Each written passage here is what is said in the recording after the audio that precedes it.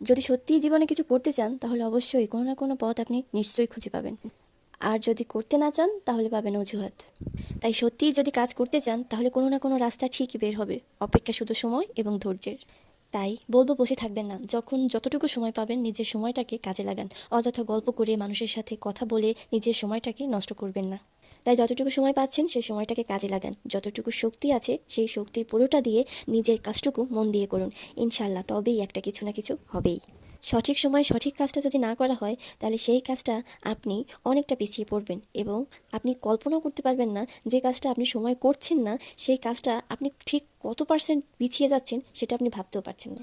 তাই আপনার সময়কে যথার্থ মূল্যায়ন করুন এবং কাজ করুন। যদি সত্যিই জীবনে সফল হতে চান তাহলে প্রত্যেকটা সেকেন্ডকে যথার্থ কাজে লাগান এবং নিজের কাজের প্রতি অলওয়েজ 100% ফোকাস থাকুন। নিজের লক্ষ্যকে স্থির রাখুন এবং নিজের কাজে মনোযোগী হন।